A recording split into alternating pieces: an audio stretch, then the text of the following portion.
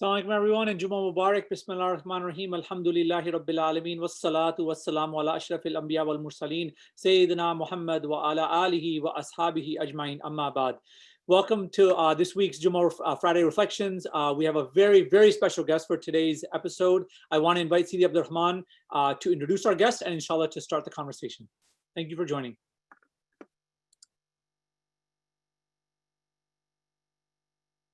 Jazakallah khair, Imam Umar, and assalamu alaikum to everyone joining us today. Alhamdulillah Rabbil Alameen. Wa sallallahu ta'ala ala Sayyidina Muhammad wa ala alihi wa sahbihi wa sallam. Amma ba'd. It's a great honor to be with you. It's a kind of a momentous week in so many ways. We arrive at the day of Jummah again, and the blessing of community, albeit virtually. We arrive at this day in the month of Rabi al-Awwal, celebrating, marking, commemorating, bringing to our heart and our soul and our minds the example of the Prophet Muhammad sallallahu alaihi wasallam and the great gift he was to us and to humanity for all times. And I know many of us have been engaged in specific celebrations of remembrance in our families and in our communities, most of it virtually as best as we can during these pandemic moments. And here we are the Friday before the presidential election. And over the past few weeks, our community here at Yale, particularly our incredible Muslim student leadership, has been deeply engaged with issues around the election. Last Sunday, the Yale MSA, along with support from the Muslim Leadership Lab at Dwight Hall and over 20 supporting MSA organizations from around the country, hosted a kind of an incredible and dynamic panel of activists, of organizers, of people who are engaged in getting out the vote activities, of political leadership as well, to discuss what was happening at this moment right now in the United States, what was happening in Muslim communities, how were we mobilizing around this election, why was it important for Muslims to engage politically, not just as individuals, but as communities and as community institutions. And we had an incredibly robust and challenging conversation last Sunday. Inshallah, coming up on this Sunday in conjunction with one of the national organizing bodies, MPower Change, the Yale MSA and their partner MSAs from across the country who are involved in this event are going to be gathering for a get out the vote activity. But I think this has been, I think all of us can agree, this has been a time of really difficult conversations within the American Muslim community, conversations about strategy, conversations about dealing with issues within our own community, dealing over the last few months, re-engaging with anti-Black racism in our own communities, dealing with misogyny and sexism within our own communities, understanding the ways in which oppressive structures have affected the way our Islam is done. And, in all of this, we've also been thinking as a community deeply about what comes after this election. What does our political engagement look like? What does the country look like? What do we think about our safety? One of the people who's been giving this latter point a lot of thought is our guest today, a dear friend, someone who's younger than me, but someone who I look up to for her incredible track record in organizing young people across the country, being engaged in community, finding and founding spaces for activating people in our community, particularly those who may not have been involved in political or social activism before. Kifah Shah has been thinking a lot about what happens after this election. She's been thinking a lot about, we vote, we get out the vote, we mobilize our communities. What happens the next morning? What are the possible scenarios, and what are the implications of those scenarios for not only American Muslims, but for our friends and fellow citizens in the aftermath of that? And what does that say for the future of a truly progressive, a truly anti-oppressive, a truly just, compassionate, and merciful society? What does that say about the beloved community that I hope you and I want to create together and in solidarity with one another? Kifah's been working on an incredible project. She was until recently with MPower Change. She has worked with grassroots organizations across the country. She's based in New York City. I know Kifah from London, England, many years ago when she was a student there, and also doing underground revolutionary Muslim cultural change work with some people that I know and love very much.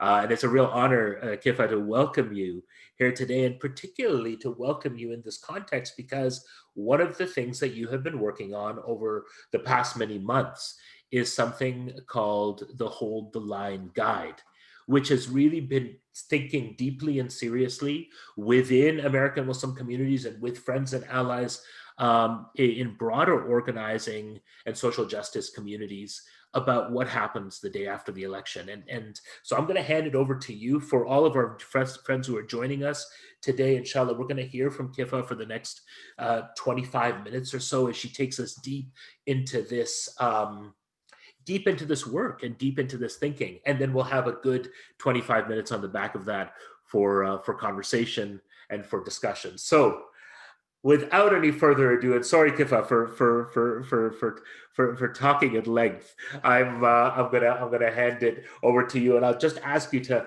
unmute yourself because I always forget to unmute myself. Thank you so much. Assalamu alaikum, everyone. Alhamdulillah, it's so nice to be here today. Honestly, because it's always so nice to be in the company of, Sidi Abdul Rahman, and of course, Imam Omar, and of course, Farina. So I really appreciate that we're here today, because if I were a young person or if I were in university, these are the exact conversations that I wish that I could have been having, especially in our community and Muslim spaces. So I really have to just say, I kind of, congratulate all of you on having these conversations and doing the work. It's not necessarily something that spaces when I was growing up were doing. So I'm really happy that that's where our community is moving towards. Let's start to talk a little bit about what Abdul Rahman was mentioning in terms of what we might see come after election day. So one thing that I, am also very encouraged to see, which a lot of folks have been doing, is the tremendous get out the vote efforts that a lot of not only Muslim communities, but communities who aren't necessarily always engaged or plugged into the electoral process have been coming out to do all the work, and especially enfranchising marginalized communities. Of course, we know that we wouldn't be able to do that if it wasn't for the work of the ancestors from the civil rights movement and so many others who came before us who were able to secure us this vote. But also, one thing that I want to mention is that even if we're not, not everybody is eligible and able to vote, but there's a lot of work that we can do to ensure that ideas about democracy and ideals of ensuring that not only we uphold a democratic system, but also we work towards a more inclusive and more just system can also be possible. And in order to do that, one thing that we really have to do immediately is ensure that the one that exists as far as the democratic system and the principles that we have that exist in this country are also working and continue. So a little bit about the Hold the Line team. I am Kifah Shah. I go by she, her pronouns. I also am a co-author of the Hold the Line Guide with Hardy Merriman, Ankur Asthana, and Marium Navid, who are here in spirit always, but couldn't be here with us today in person. They are all phenomenal organizers and researchers and activists. And we actually, it's probably worthwhile to say that not all of us knew each other before we started to do this this work in spring.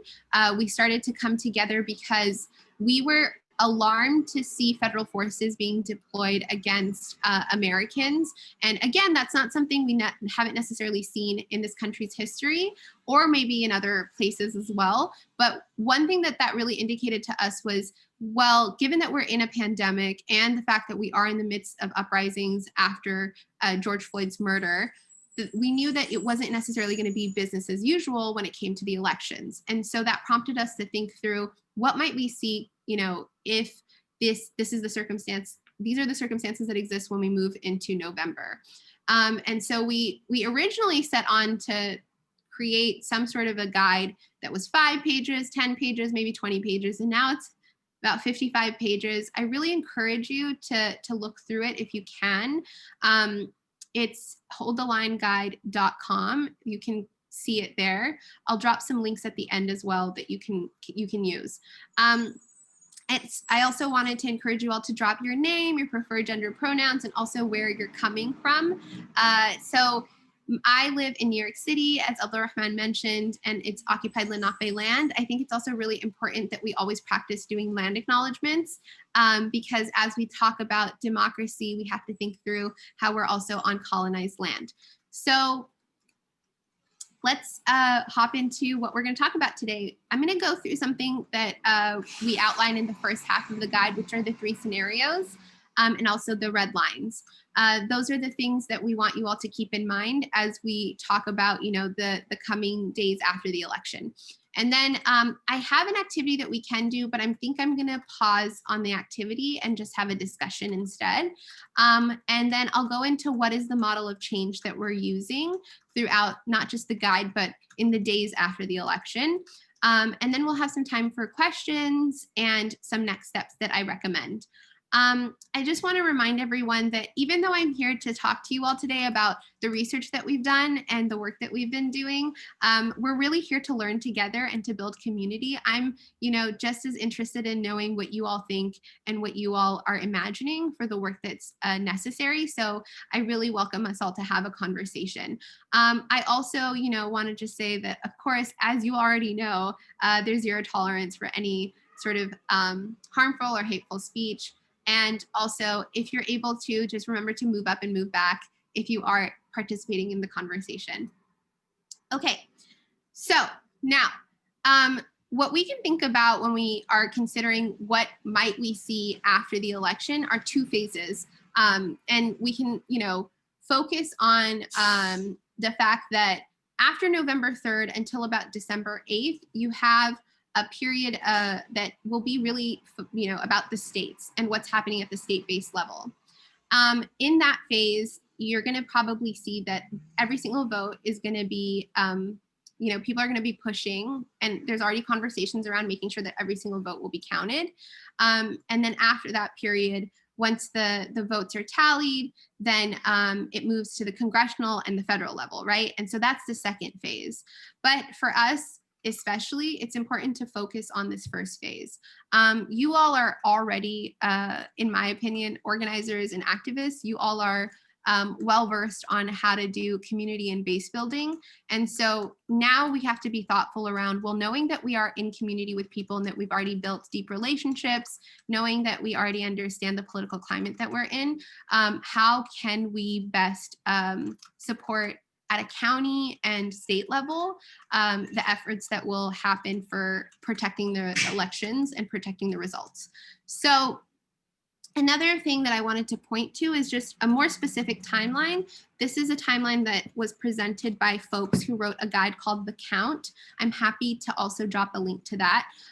But as we said, the polls close on November 3rd, and then on December 8th, there's something called the Safe Harbor deadline. And the Safe Harbor deadline is really important for us to keep in mind because it's basically when all the states have to solve any disputes or irregularities in vote counting, if there are any. And then at that point, it moves to December 14th, where the governors have to actually report the results to Congress, and the Electoral College also meets to vote. So when I say that the timeline will be quick, it'll be 35 days and very quick, right? And when we talk about the phase 1 being at a local level, it's a place that we can actually really flex our own power and be effective organizers as much as possible, because sometimes, we know that when things move to a federal level, things have to be adjudicated, and they, are not necessarily as state-based. So what we'll see is that by January 6th, when Congress counts the Electoral College votes, it's expected that by the 20th, as usual, there's the inauguration. So at that point, the second phase, things will be a lot more focused on the federal level. So let's talk a little bit about what are the scenarios, and this is again in the guide. So I'm going to give you a primer. You can feel free to read much more about it at holdthelineguide.com. So the first election scenario that we might imagine is that the results are not necessarily clear, but Trump declares victory anyway on the night of the election, or even in the day or the couple of days after. And that means that, Trump might really take to Twitter and start to claim a victory, which will only cause a lot of confusion. We know that a lot of mail-in ballots will have to be counted. Those usually do skew Democratic. And because there might be not only confusion from Trump himself, but also right-wing media, there might be claims that there's voter fraud if there is a victory, if it looks like he is not the victor. So there might also be pressure at that point on Republican-led states to stop counting ballots or even impound ballot boxes. These are all things that people have now been discussing very thoroughly, right? So it's not out of the realm of possibility, and also should be not out of our imagination. So in the second scenario, what we might also see is that there might be irregularities or signs of tampering, and Trump might still declare victory. And so the irregularities might look like that there's delays in vote counting and ballot counting, or that some states just completely stop counting ballots. And also there might be just, the numbers might show up to be completely out of sync. So you have a certain number of voters in a certain county, but then they're reporting more votes than there are voters. Those are some of the irregularities that you might see. Of course, there's also a possibility here that there might be confusion again from the media, or that, there's claims of, again, voter fraud or some sort of illegitimacy. And there's also possibility here that federal, state, and local actors might interfere or also take no action if there needs to be action and any sort of investigation. And so here, what we have to make sure of is that we urge our elected officials and the people who are in power that there are fair and impartial and immediate investigations. And then the third scenario is that, it's very clear that Trump loses, even on election night, but then he refuses to leave office. Of course, then that's when we're talking about a constitutional crisis and, a problem with, a lot of people have been talking about how he might not concede. And this might also be mimicking the same tactics that we might see in scenario one, where there's right-wing media that support the Trump narrative. There's also foreign actors that might, drive up the idea around voter fraud. And then initially in the hours and the days after the election, those are, again, very precarious moments. So we just have to make sure, especially at our local level within our communities, we're doing as much as possible to assure people that there is a process that exists that is reliable. And we need to just, trust the process to a degree in terms of vote counting, and to know that if the results are showing that Biden did win, to also, affirm that, hey, this was a victory that Trump lost. And at that point, it's about assuring our own communities that there is a lot of work being done to make sure that there is a transition of power. And I know that you probably saw on the screen, in all of these scenarios, yes, there is a threat of violence, and that needs to be considered. And I want to say that specifically because a lot of folks here are visible Muslims, right? And so for us, there is also a certain risk assessment that we have to do if we do want to take action. And so I want to tell everyone, action doesn't necessarily have to be in the streets, right? You don't necessarily have to go out on the ground to take action and to do all that you possibly can to ensure that there is a fair process as much as possible and that democracy prevails. Like, you don't have to do anything that you're uncomfortable with or you think that will put you in harm's way. And we can talk about tactics maybe in the discussion period that we can use and that we can, consider as safe for ourselves and for our communities.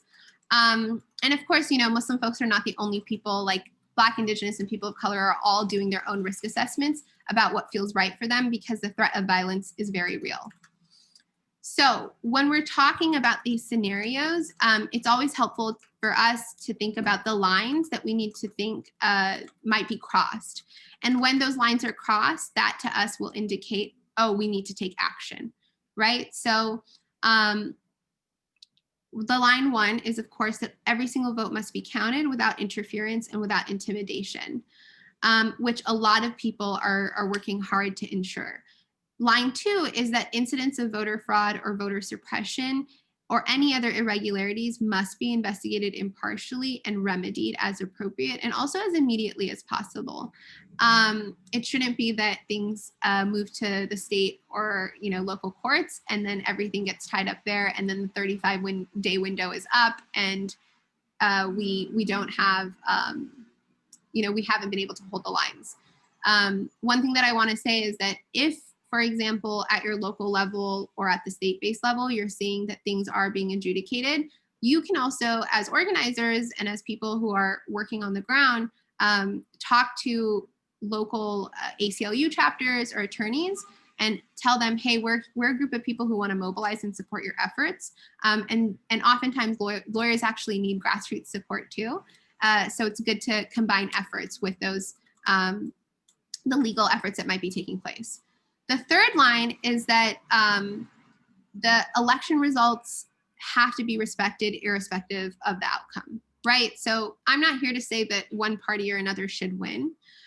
We're talking about the potential leanings of authoritarianism that we're constantly seeing, the potential for an authoritarian rule. So we're talking about ensuring that authoritarianism doesn't prevail and that we uphold democratic principles, right? So I do want to encourage you all that if you would like to, feel free to drop questions in the chat. And I see that Abdulrahman also dropped a link to the count guide, which I do recommend. But if you have any questions, go ahead and drop them in the chat, and then I'm sure we'll get to them later for the discussion period. So before I hop to the next part, we talked a little bit about what might happen and then, when it might happen. And then it's like, the question, of course, is what do we do, right? And the model of change that the Hold the Line guide is based on, and of course that we're working from, is based on nonviolent civil resistance.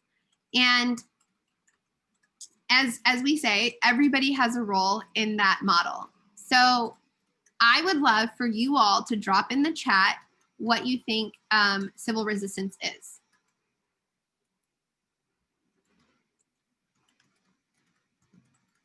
Any examples of civil resistance that you may have seen. You probably know much more than you think.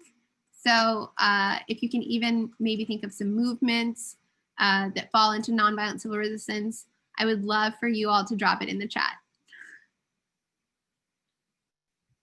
I might need to start calling people's names. Abdulrahman, Farina. Oh, okay. Yes, the famous lunch counter sit-ins in the 60s. That's an excellent example. I'm going to give us like 10 more seconds. I would love to see more people drop some ideas. Yes, bus boycotts, civil disobedience in the Vietnam War. Yeah, fantastic. If anybody has more thoughts, I'd love for you all to just drop them. Yeah, Gandhi's civil resistance movement, absolutely. And donating to organizations on the ground. I love that as a tactic for how we can support work that's happening, no matter where we're at. The Occupy movement, sit-ins during the party conventions, perfect. Look at, you all already know. So yes, when we think about nonviolent civil resistance, it's all of that. We think about it in a way where people, everyday people, right, can wield power without using violence. And it's all based on the idea of acts of commission or acts of omission or both. And of course, this definition can be attributed to the late, great Gene Sharp. And when we say acts of commission, it's basically taking action, doing something. So whether it's a march or a protest or a rally or a sit-in or occupy, right? And then acts of omission are when we say strikes and boycotts and work stoppages and walkouts.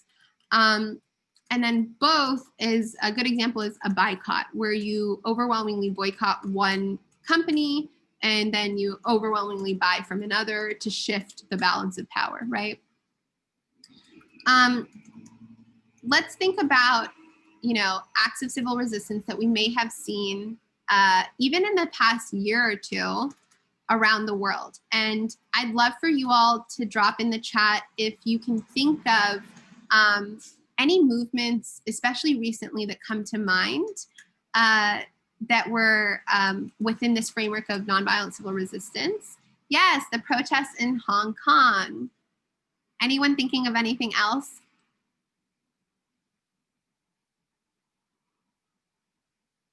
The Women's March, that's, yeah. And Abira, I love that you're using a US example. Absolutely, the Movement for Black Lives, the BLM protests nationally. This is fantastic, right? Because we can just think of how only very recently, even in this country, there are examples of nonviolent civil resistance that were, established so that we can protect people's rights and create a better democracy for all. So let's think about how around the world, this is also something that we've been seeing.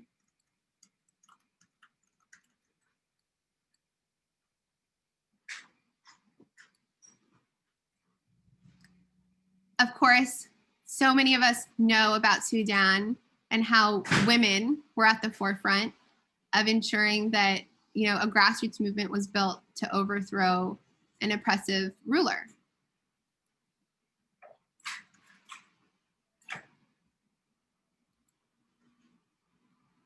Hong Kong, as I think Salman mentioned.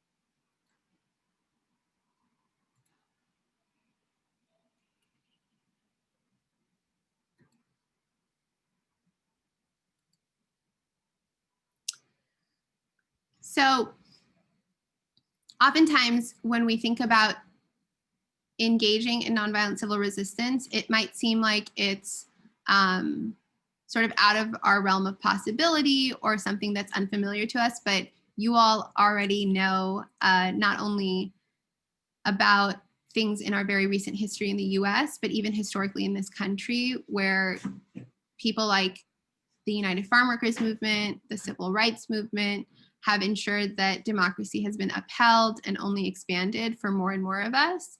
And so I think that it's not something that you all are unfamiliar with, but even seeing how within the past couple of years, for where the US is at now, when we're talking about authoritarian regimes, we know that there has been an uptick in fascist and authoritarian rulers around the world.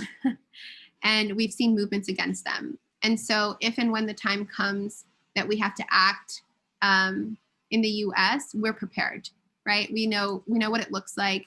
There are great examples of it all over the world and even here.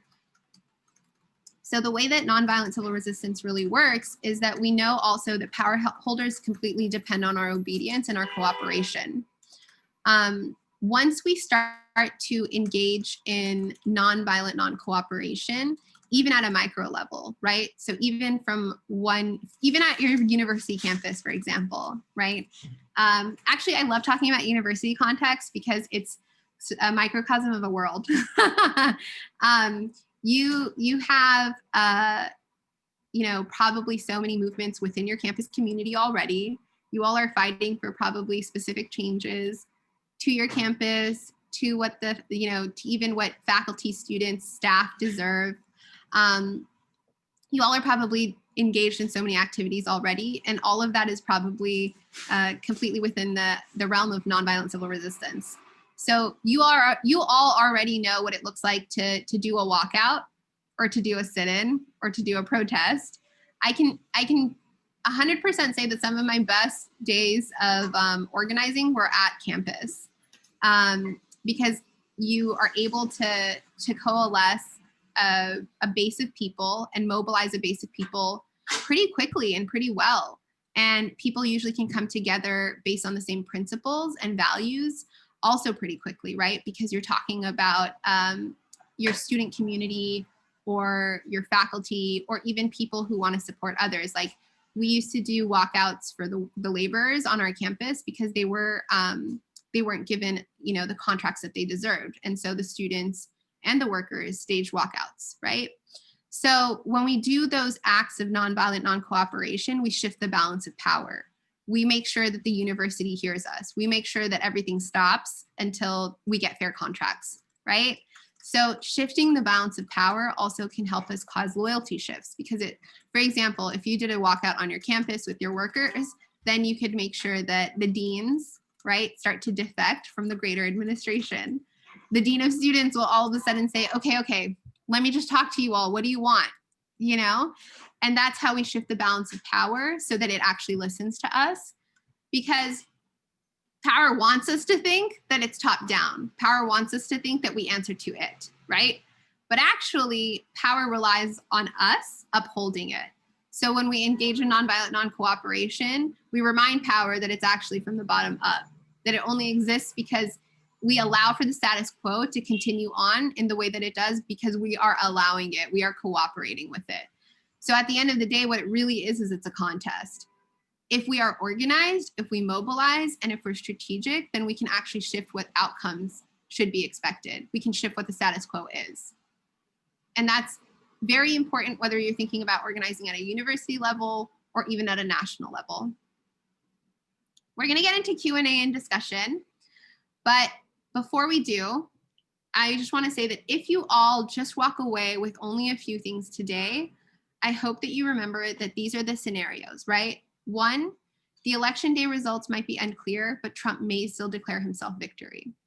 2, that the election results will show significant irregularities or signs of tampering, and Trump may still declare victory. And 3, Trump may outright lose even on election night, and that might be very, very clear, but he might refuse to leave office.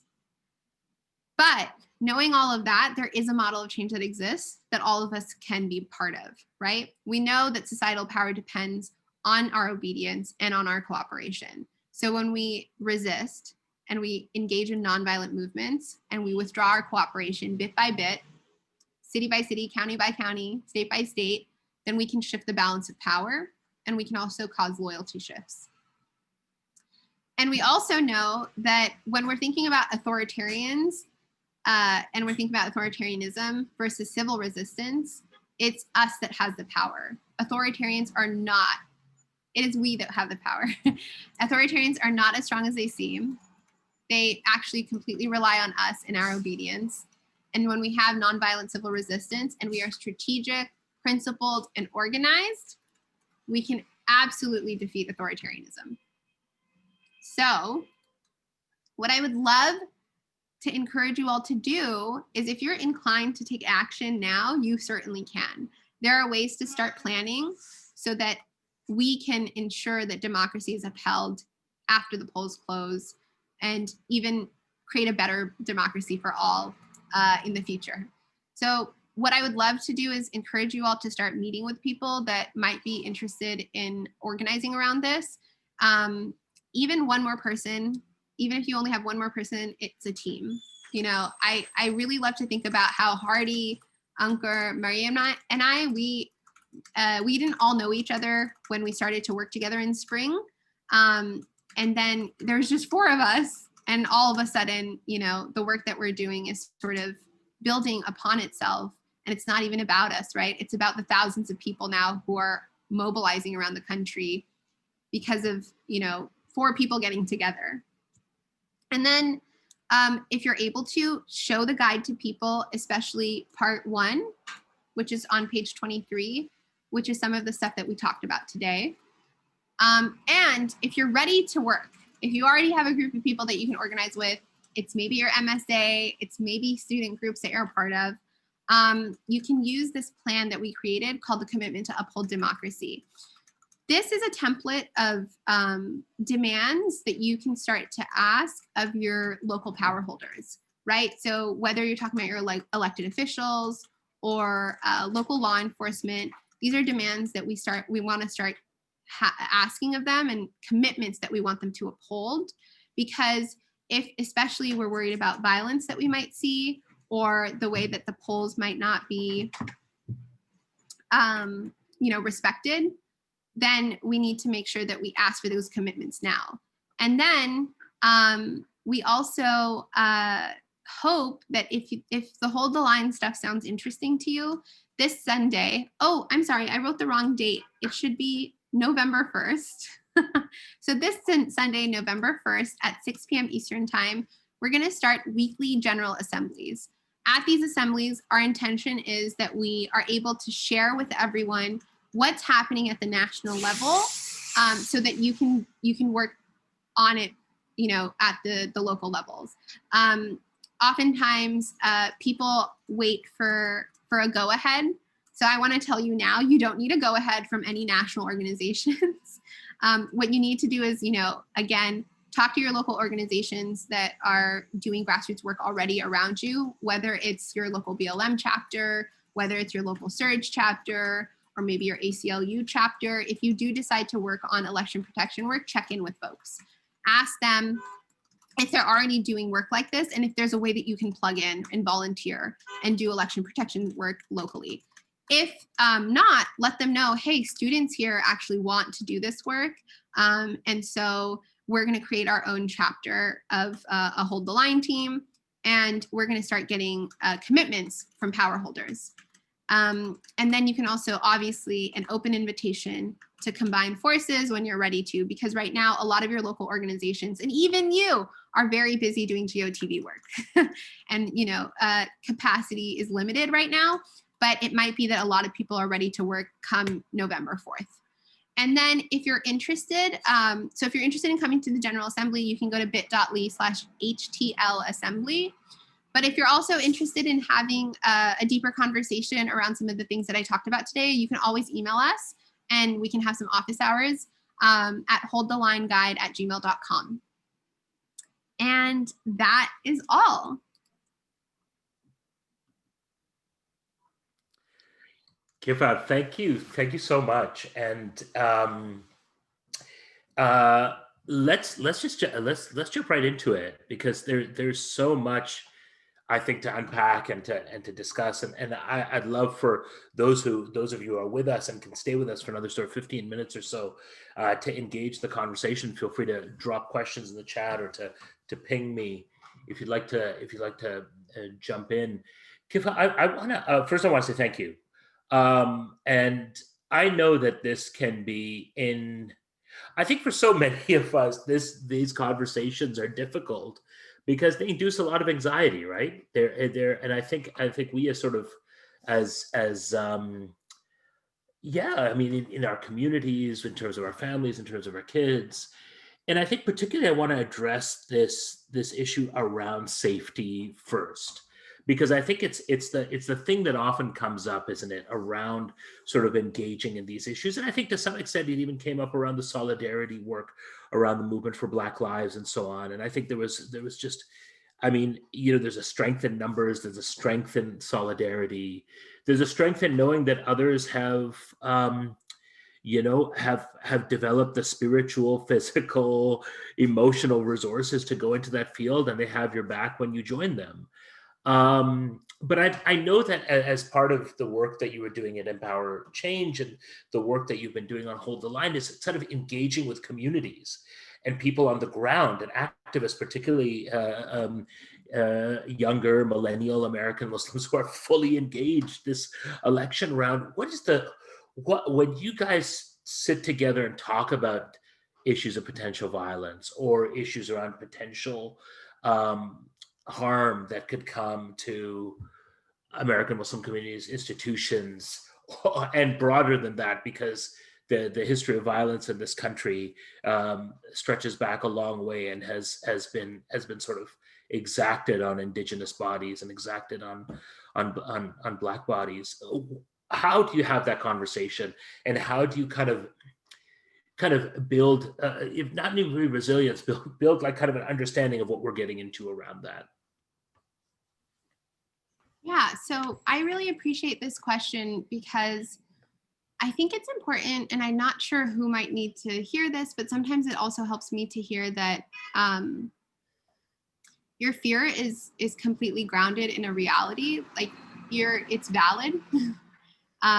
Oftentimes, I've worked on a lot of, for example, during my time at MPower, I was working on a lot of anti-surveillance work, right? Because our communities are highly surveilled, and we know this. And we know that the grounding for surveillance in Muslim communities is actually, of course, based on the surveillance of, as you said, indigenous and Black bodies, right, in this country. So for us as Muslims, we're part of, when we're talking about nonviolent civil resistance, we're part of a long legacy, right? And there are ancestors and people who have come before us that have taught us how we can, step into our power and our resilience, because they showed us how, they modeled it for us. And I think one thing that's really important is that because the threats are real, because the violence, the potential for violence is great, and it could harm you, especially if you're a visible Muslim. It's important. I would just encourage folks to take a pause, and to think through what are the actions that feel right for you. If it is to be on the front lines, then it's to be as vigilant and prepared as possible, right? So let's say you do decide to go to actions on November 4th and thereafter, right? It's really important that you learn how to show up to a protest, right? There's just like baseline things to do. Oftentimes people will say, for different reasons, but especially because of, again, surveillance, like leave your phone at home. Don't post pictures of yourself at protests. We know this by now. Of course, if you're susceptible to getting tear gas, then if you wear a hijab, bring a change of hijab so that it's not, gonna stick on you. There's also the idea that, always travel with people, right? Safety in numbers. So stay safe in that way. But beyond just like these practical tips, I think I really encourage people, especially in the immediate aftermath of the elections, especially if we know that Trump is activating his bases with his language and his messaging, it's okay to stay home. It's really okay. I mean, I know that we want to act and we want to fight and we want to resist. And I think that there are many ways that we can do that from home. But I think that it's of the utmost importance to stay safe as much as possible. And for some of us, that doesn't even mean that we might be safe at home. I know that. But we need to just do as best as we can, especially as a community. What is our community safety plan? What is our community resilience plan? Are we going to make sure we're walking each other home if we're going outside? Are we going to make sure we have a phone tree if we need to check in on people? Are we going to make sure that if people are going to the protests, that there's, some sort of nourishment that they can have if they get, or if they're going to go to a protest and get arrested, are we going to make sure we're ready to bail them out? Are we going to make sure they're really practical, important considerations that we have to have? But one, take pause and do a risk assessment for yourself for that day, for that week, what feels right for you based on what's been going on. Two, if you decide to go out, if you decide to take action, know that you have people who support you within your community, talk to them and build a safety plan. And three, some of the risks that are real for you might not necessarily be the same for other people, right? Like if, for example, look, I have, I'm documented, right? I'm able to bail myself out if I need to. I have certain privileges, right? But there might be people that you're talking to about what action to take and they're undocumented, or they're, or they're Black, or they're, they have different risk profiles than you do. So don't assume what's right for you is right for someone else. Way of action. I think that's such important advice, and I think it's really important advice for those who are involved in building community at the MSA level, obviously at the chaplains level. I know that Imam Omar here at Yale is planning, some town hall gatherings in the aftermath of what happens next week, in order that there be spaces, I think, where we can talk things out with each other and just kind of touch base, especially, I think, Kifah, in this pandemic moment when we feel so fractured from community, right? We don't have the gathering spaces anymore like we used to. So I think what you're suggesting is really important. And I think also for us as families and as individuals to really think about some of these things that you've talked about, because I think what you're talking about is real. And it's been interesting to see in various organizing spaces. I know you're also part of some of the Muslim Arab, South Asian, Black Muslim organizing spaces, and the kind of conversations that have been having online. But the conversations that have been having are really serious conversations about, what happens if some of the elements of that violent base get activated, and people really feeling a sense of a lack of safety. And I think it's really important that I think this guide puts its finger very clearly on some scenarios so we can concretize the potential problems. And our hope, of course, is that things will go smoothly and peacefully, and that we as a community can think about how we activate and mobilize in other ways.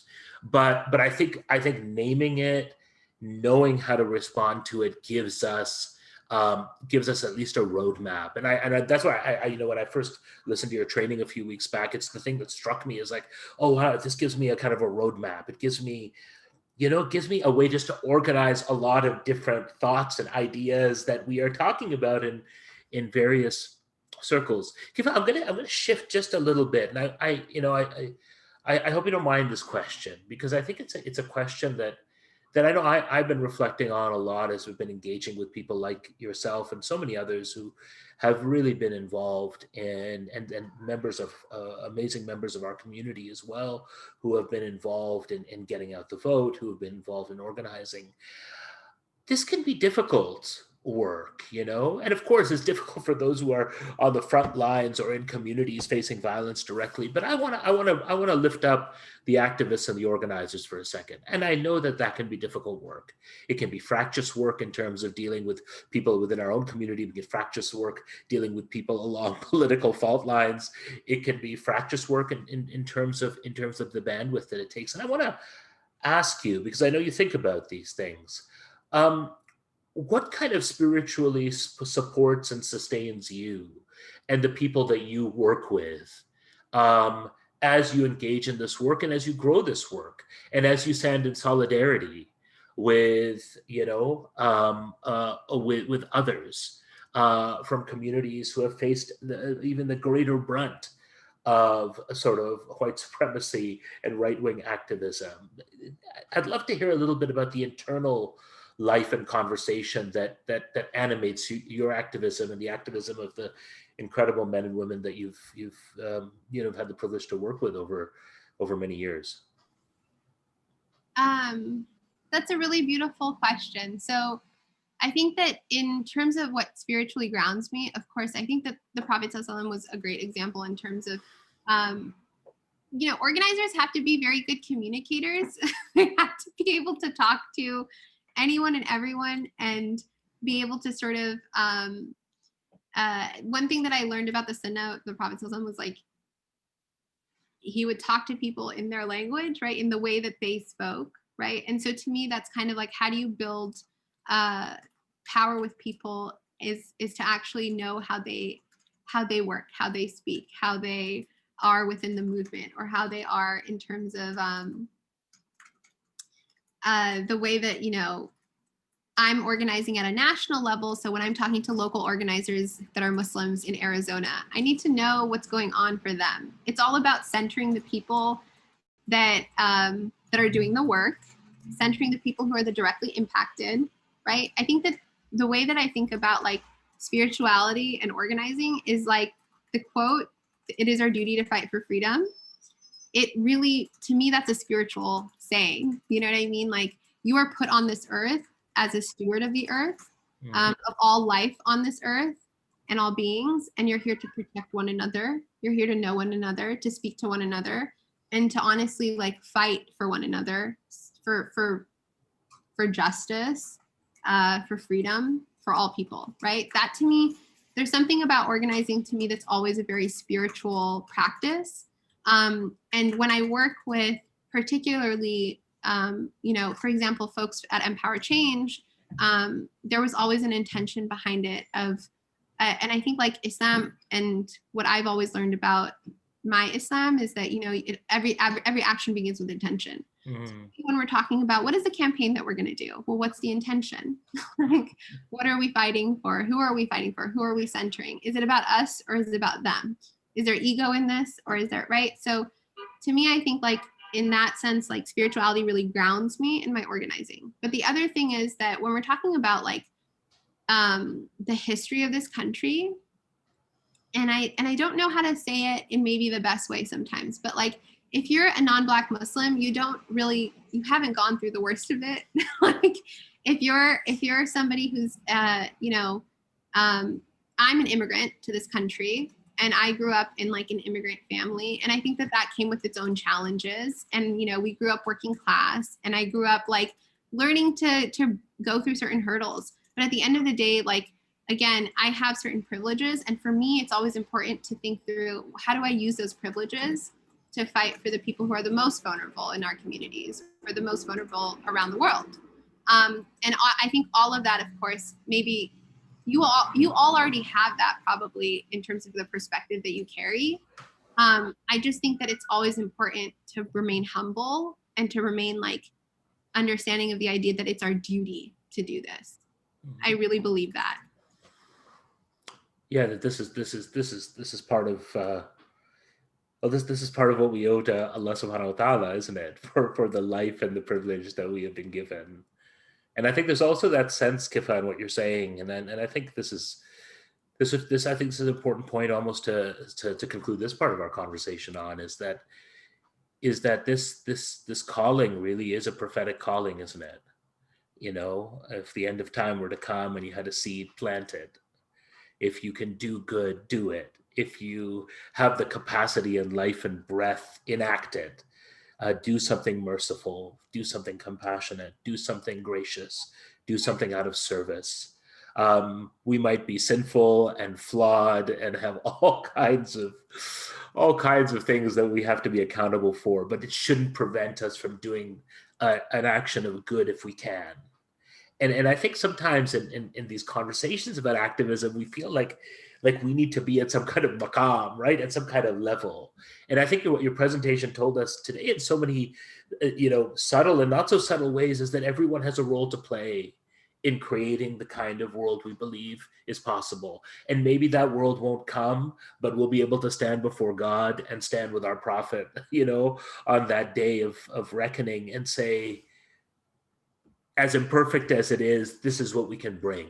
This is what we bring. And I think that's especially on these days of Maulid, that's really powerful, because I think when we think about the Prophet as a mercy to all, how do we channel that? How do we become a mercy to all? I think one thing that also reminds me of is, actually, especially when we're talking about organizing, you don't have to be perfect. You definitely don't have to. A lot of it is learning as you go. A lot of it is sometimes it's rapid response. Sometimes it's an urgency of how to mobilize and how to, bring people together. there's not necessarily a perfect model when we're talking about how to mobilize our communities in the face of something. But what we have to do, and I really deeply believe this, is that we have to do something. That's the only thing that I really think, especially for Muslim folks, right? Like, we have to do the work. We have to step up. I really think that we have to be responsible in our own, in the best way that we possibly can to contribute. And I really think that it's imperative for us to educate ourselves of the histories of this country, right? And like the histories of different folks, the histories of different Muslims in this country. I think that's incumbent on us. But then to know all of that, and then what you do when you learn all that is you only move forward with power. You're like, wow, there's a deep history of action and work, right? Like there's a deep history of resistance that's really valuable we can learn from, that's actually based on our tradition. That to me is really empowering. And then so at the end of the day, for Muslims, like in America, it is important and almost, I would say, imperative that you participate in those ways. Thank you so much, Kifah. This has been really a real blessing. And thank you to everyone who was able to join us today. Inshallah, the recording of the session will be up very quickly, and inshallah we'll put it on Facebook, and we'll disseminate it through the MSA Muslim Life and MLL networks, and also to our partner MSAs who've been participating with us, and our awesome team led by the indomitable Shazmina Khan. In kind of getting out the vote and engaging. Last 30 seconds, Kifah. What dua do you want to leave with us today? What's your prayer as we head into this very uncertain time for this country that we call the United States, for all those who are at the front line of fighting oppression, all those communities who are really in there's a lot of deep trauma, and for all those who are resisting and creating and doing beautiful things in spite of the difficulty that we have. What would be your dua for all of us today? I pray that everyone is kept safe, that your loved ones are kept safe. I pray that you really lean into and move forward with your sense of power, and with a sense of grounding, and knowing that you're surrounded by love and community that will protect you. I pray that we work, collectively and in solidarity with folks who are deeply grounded in the same principles that we've been talking about today, and that we build together with other communities to form, again, a better and more inclusive democracy and system for all of us. I really think that that's what we deserve, and I really think that that's what we can actualize. So inshallah, that's my prayer, is that we work towards that. Ameen. Jazakallah khair, Kifah. I'm going to hand it over to Imam OB, but salams from us, and thank you everyone for being here. Imam Omar. Jazakallah khair, Kifah. That was incredibly inspiring. I think for me, deeply personally, and then I think I can also say on behalf of our attendees tonight, and it's a fantastic call to action, and ameen to your duas, and may Allah give them to you as well. And let's all keep each other in our duas throughout the week and into next week and then beyond, right? As you have reminded us that this work does not stop next week, but it's a continual work of resistance and the long march to justice. And so Jazakallah khair for joining everyone tonight. Please keep us all in your duas, and let us all answer the call to action and do the work. And inshallah, we'll see you next week. Assalamu alaikum.